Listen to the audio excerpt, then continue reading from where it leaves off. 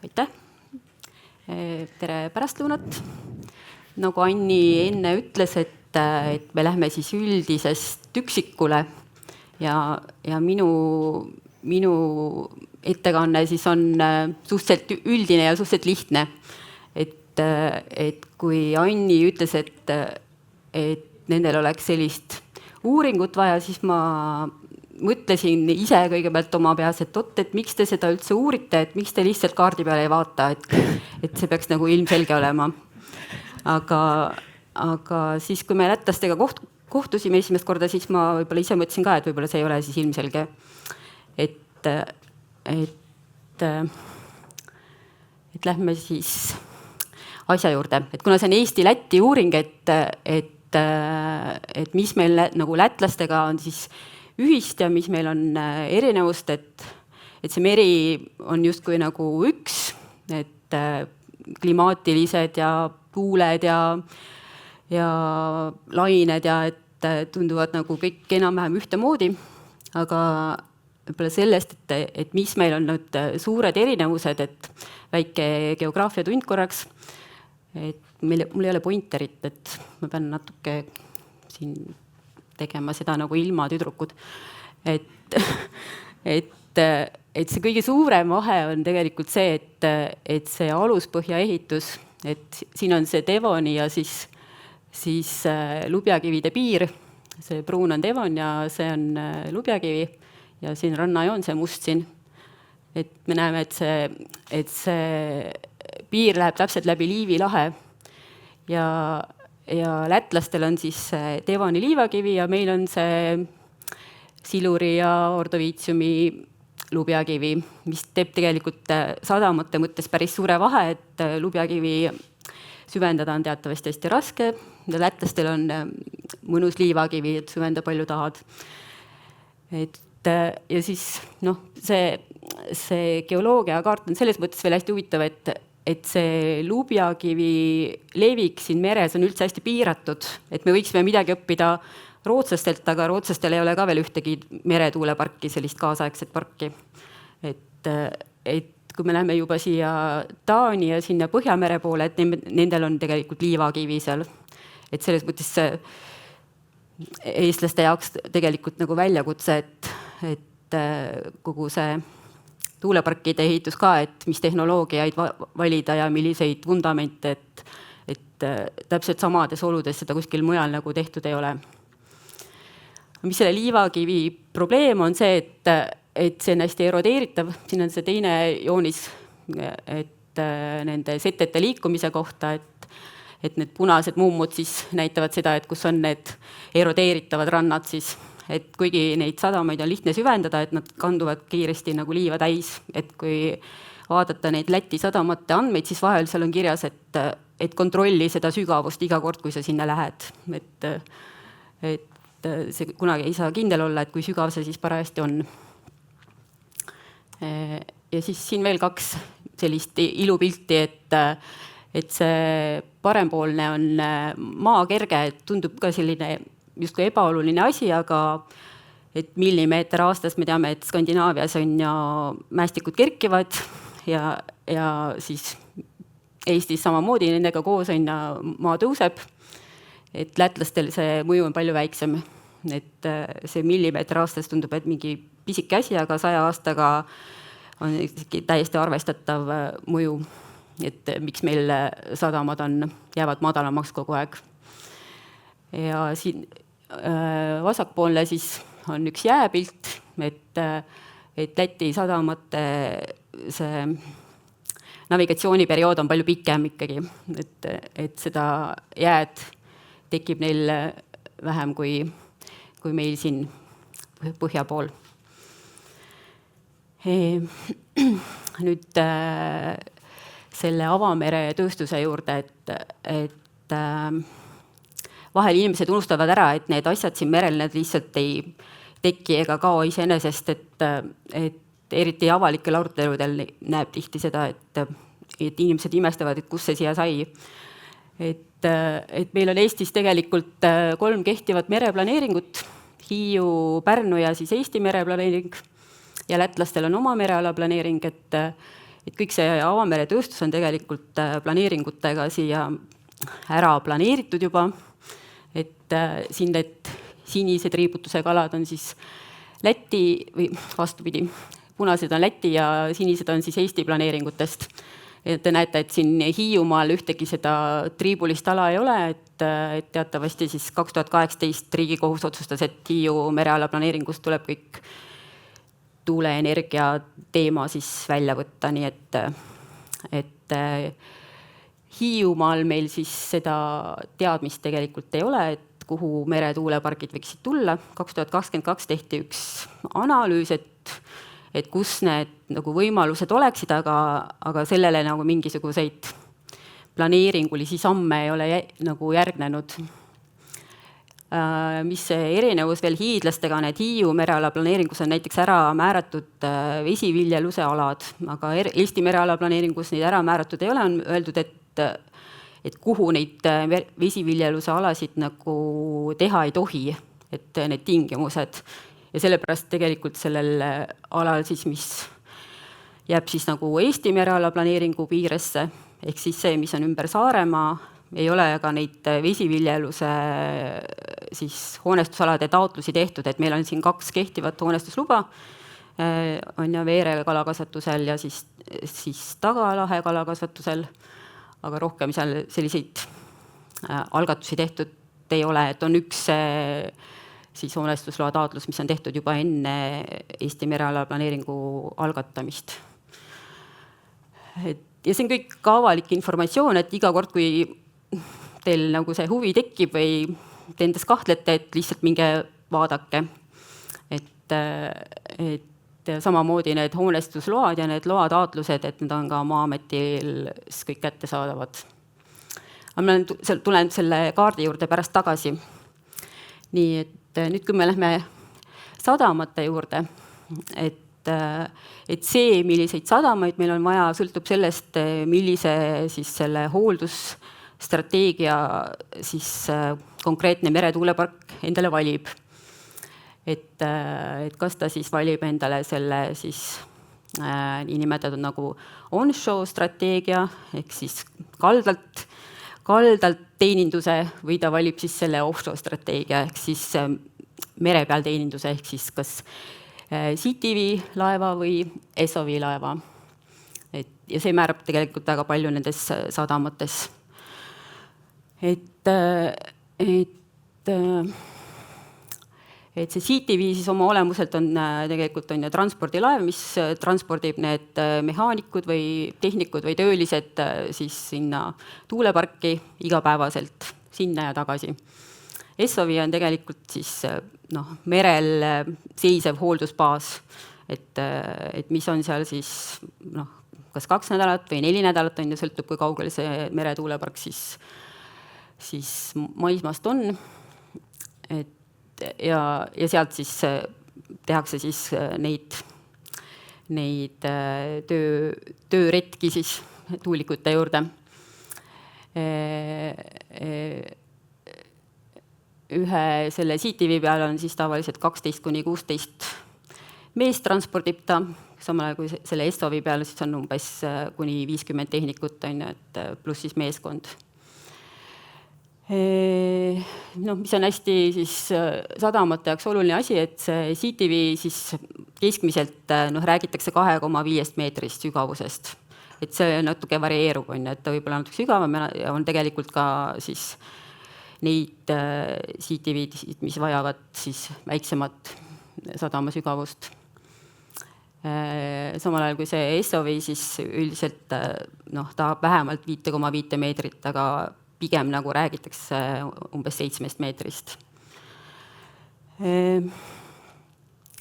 Ja siis, mis on hästi nende arendajate jaoks siis hästi oluline asi, on see hinnavahe, et lihtsalt selle teenuse kasutamine, CTV teenuse kasutamine lihtsalt umbes 10 korda odavam kui SOV. Nii. Ja kui nendest hooldussadamatest räägitakse, siis üldiselt ikkagi mõeldakse seda CTV sadamat, mis on igapäevases kasutuses. Ja nüüd lähmegi siis selle CTV sadama natuke täpsemate tingimuste juurde, et mida tal vaja on. Et see kõige olulisem tingimus on see kaugus sellest meretuulepargist ehk sellest objektist, kus nad tööl käivad. Et ta ei tohi kindlasti olla kaugemal kui 1–2 tundi sõitu. Ja sellel on lihtsalt väga pragmaatiline põhjus. See hooldusteenuse pakkuja, siis ta tahaks ikkagi maksta nendele tehnikutele selle eest, et nad seal tuulikut hooldavad, mitte selle eest, et nad istuvad seal CityVis. Ja pluss see, et iga kilomeeter on ja see maksab kütused ja kõik muu on, et ta peaks olema võimalikult lähedal, see sadam. Siis mida veel on vaja teada, et selle sadama siis varustamine või teenindamine siis toimub maismaalt, tal peaks olema võimalikult hea juurdepääs mingite veoautode ja ma ei tea, kütuseveokite ja igasuguste muu teeninduseks vajalike asjade jaoks, et see on ka see põhjus, et miks me seda CityV sadamat ei tee näiteks Ruhnu või Kihnu, et kes on keset seal Liivi lahte ja võiksid sobida oma kauguse poolest.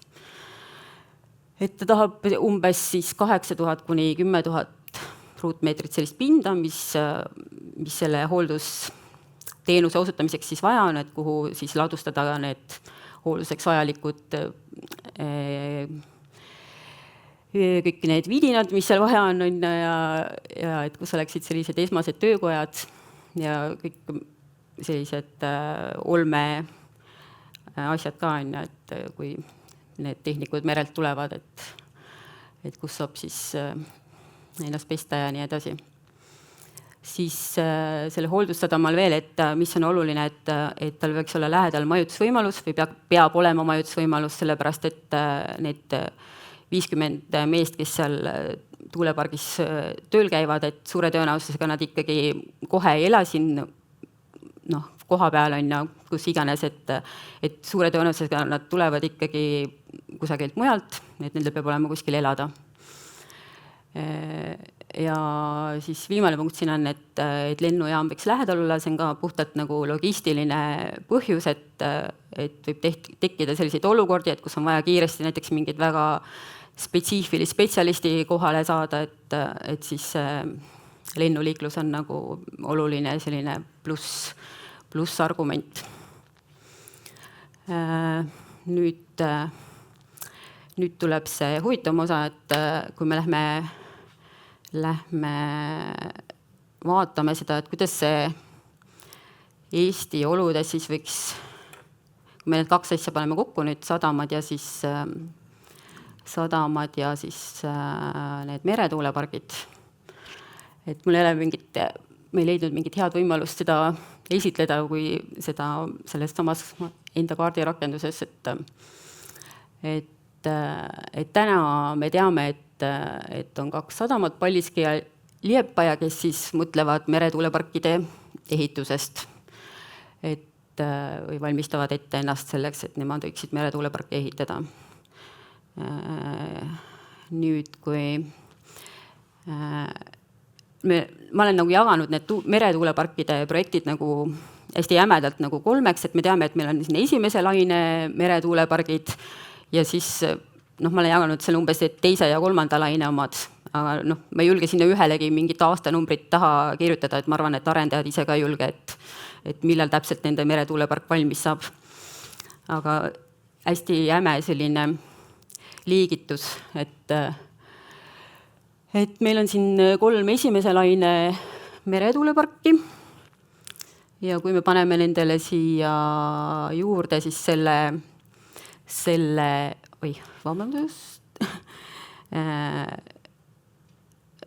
ma nagu piiritasin selle maismaa teenindusareaali nagu selle kauguse ja selle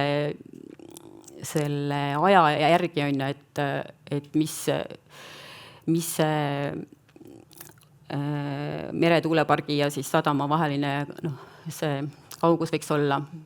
Et siia tekkisid sellised areaalid ja kui me paneme siia siis, et kus võiksid olla need sadamad, et siis tuleb siit välja väga selgelt, et meil oleks vaja Lääne-Saaremaale ühte sadamat, et seal on erinevaid variante, aga sellest siis järgmine ettekanne juba räägib, et ma praegu tegin sellise üldistuse, et see on Lääne-Saaremaa sadam, mis võiks olla selline, millel oleks potentsiaali siis olla CTV sadam. Siis siin Liivi lahes Enefit Greenil on hästi lähedal Salatskriva, tundub nagu kõige parem selline variant nende jaoks. Ja siis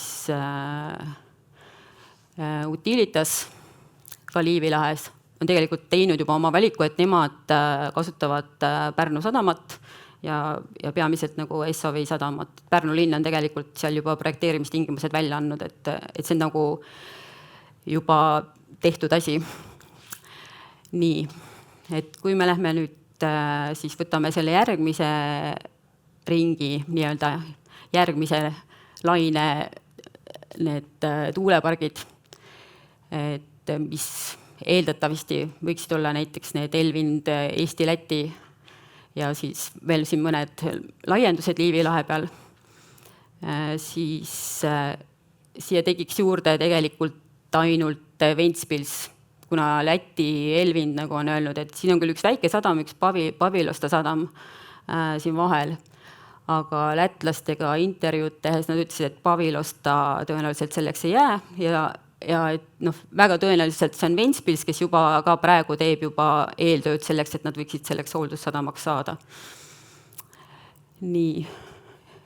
Ja siis, kui me paneme siis siia selle eeldatavalt siis meile praegu teadaolevalt nii-öelda viimase laine,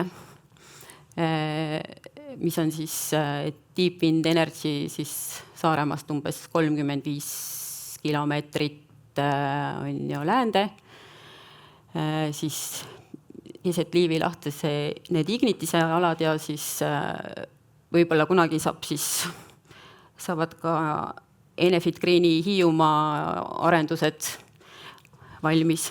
Et siis lisanduks siia tegelikult ainult Lehtma Hiiumaale. Ja siis on, see Ignitis on selline ahvatlus seal võib-olla, et selleks SOV sadamaks siin ümber Liivi lahe võiksid nende sügavuste poolest kvalifitseeruda siin mitmed, Roja ja Mersraks ja Skulte, Virtsu, sest et SOV laeval ta võib 100 miili kaugusel käia oma sadamas. Aga mina oleksin pigem skeptiline, et ükski nendest seda võimalust endale saab, et ma pigem pakuksin, et ikkagi see Ventspils ja Pärnu, et täidavad tegelikult selle funktsiooni ära, sellepärast et üks SOV laev, mis käib üle 2 nädala sadamas, on, et ma pigem arvaks, et neid sadamaid ei ole lihtsalt nii palju vaja. Et kokkuvõttes me näeme, et siin on mingi 1-2 CTV sadamat Eestis on üks Saaremaal ja üks Hiiumaal on ja Pärnu SOV ja Ventspils ja Salatskriva. Et see pilt ei ole selline, et igal sadamal on justkui see võimalus. Aga et see pilt nii kurb ei oleks, siis ma paneksin siia need kala- või vesiviljeluse alad ka peale. Ja siis vesiviljeluse need võimalused, et see vesiviljelus tegelikult just pakub Hiiumaa sadamatele pikas perspektiivis seda lisafunktsiooni ja Saaremaal siis ka Veere sadamale, et mis jäävad siis just sinna põhjarannikule.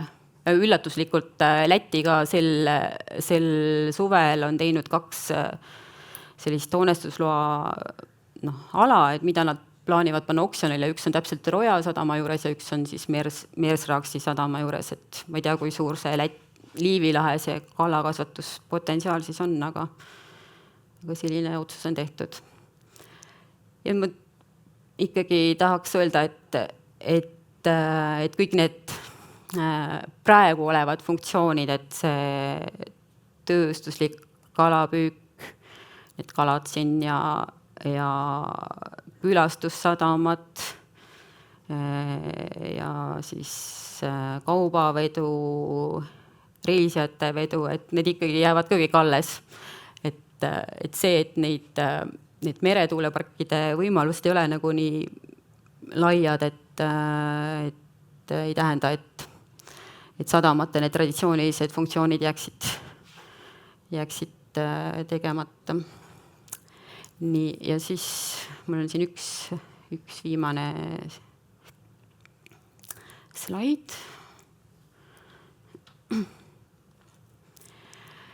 Et mida nagu selle järeldustena nagu öelda, et meil on, et kui me üldse tahame nendest meretuuleparkidest mingit kasu saada Saaremaal ja Hiiumaal, et siis see CTV sadam on nagu see, ütleme see ainuke värav või see nabanöör, mis meid selle meretuuleparkiga seob, et kuidas seda kasu üldse saada. Et üks Taani uuring, mida me kasutasime, selline juhtumi uuring, siis, kus nad uurisid sadamaid ja siis meretuuleparke Taanis. Et siis nad järeldasid sealt, et 1 gigavatt meretuuleparki loob siis 60–80 otsest ja kaudset ja kaasnevat töökohta. Et need on siis alates siis nendest tehnikutest, kes seal töötavad, kuni siis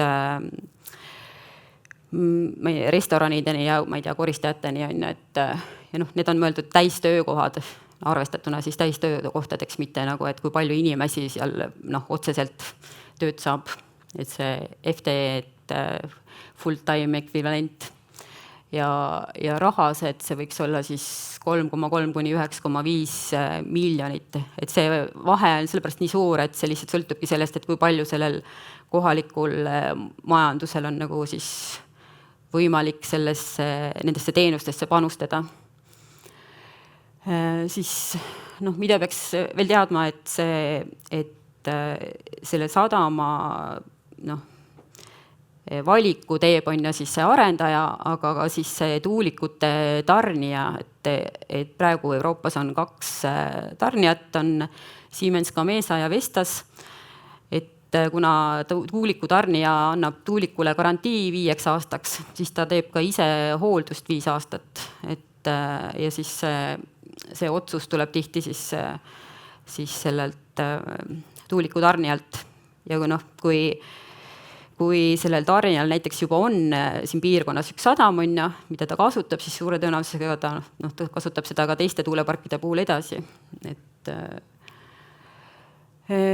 Siis seda CTV sadamat, et seda ei ole vaja ainult selleks hooldusperioodiks, et tegelikult on seda vaja juba siis, kui hakatakse tuuleparke ehitama, et seda ei ehitata ainult nende ehituslaevadega, et mis tulevad, toovad tuulikut ja labad ja kõik need, et see ehituslaeva tööaeg on väga kallis, et kui ta on selle vundamendi sinna maha pannud, siis tulevad ikkagi need CTV-d nende töömeestega, kes teevad siis ära kõik väiksemad tööd, mis seal tuleb teha.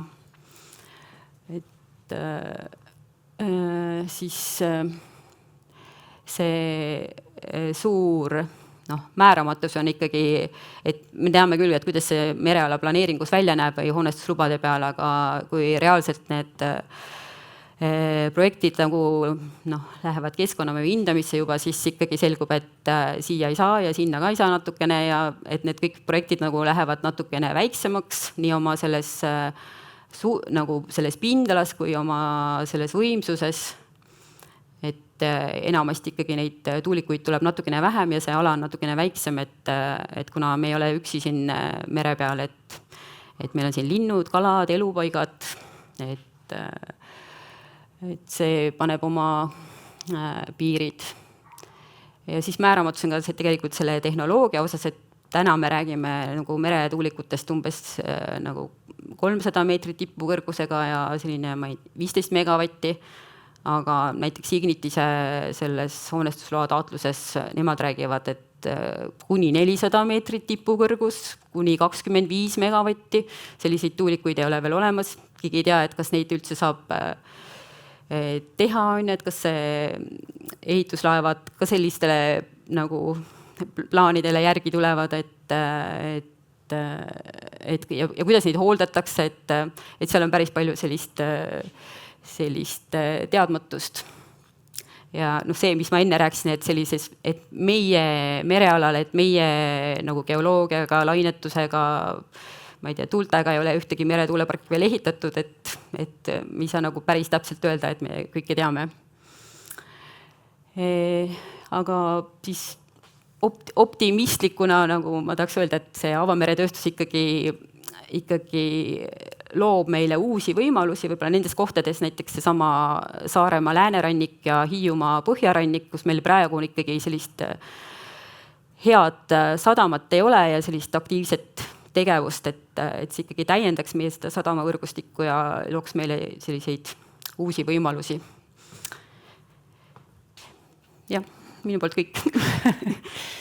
Ja ma olin valmis selleks, et teine sessioon läheb veidi üle aja, aga kuni toimub arvutivahetus, siis küsin 2 laekunud küsimust ära, vasta 1 lausega. Esimene küsimus. Miks lätlased Riia sadamat hooldussadamana ei näe, kas tagamaa ja muu taristu on juba varasemate arengutega loodud? Seda Riia sadamat meil ei ole isegi kaardi peal olnud üldse, et kui mingi võimaliku variandiga, sest minu ta CTV jaoks ta on ilmselgelt liiga kaugel ja Essovi sadamana, lätlased ei ole sellest mitte midagi rääkinud, ei üheski intervjuus ega meil ka projektis midagi. Ma ei oska selle paremat vastust anda. Jah, võib-olla on paremaid kohti, kus seda teha. Aga teine küsimus. Elvindi Läti tuulepark asuvad Liepajast ja Ventspilsist 1 kaugusel. Kas SOV mõistes on neil võrdsed võimalused? No põhimõtteliselt jah, kauguse järgi küll.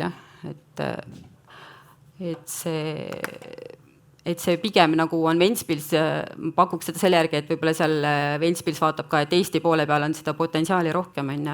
Et Ventspils kindlasti ootab, et saarlased ei teeks mitte midagi siin.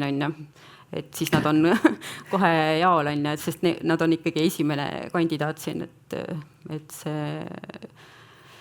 me peaksime ikka kartma lätlasi selles mõttes. Et see tundubki natukene nagu ebaõiglane, et meie tuulepargid, Läti sadamad ja siis mis me siis saame, et see on nagu see koostöö koht lätlastega, et ja 1 küsimuse küsin veel, sest see tundub olevat üsna põhja panev. Kas sadamaid peaks arendama? Ma saan aru, et kontekst on see, et meil on kaardil sadamad, et kas nad kohe täna sobivad? Et kas sadamaid peaks arendama? Ma täpselt ei saa sellest küsimusest tegelikult aru. Aga anonüümne küsimus. Kas või kes? Kes? Vabandust. Kes? See tuli hästi tegelikult, me tegime nende arendajatega intervjuusid ja siis see oli seal ka nagu laua peal, et ja arendajate vaade on ikkagi see, et nemad tahavad osta sadamalt teenust, et nende huvi ei ole seda sadamat arendada. Et tulge, öelge meile, et palju see maksab, et ja me tuleme kasutame teie sadamat, nii et see tuulearendajate see vastus oleks kindlasti see, et sadamat arendab ikkagi sadamapidaja, et nemad ostavad seda teenust sealt. Ja mis ilmselt ei välista valmidust investeerida. Nemad investeerivad sellesse hooldushoonesse sinna ja maksavad sealt ilmselt nagu mingit renti või hoonestusõigust, aga jah, et nad ei ole sadamaarendajad, et see ei ole nende nagu põhiülesanne. Aga aitäh, Agne! Ja.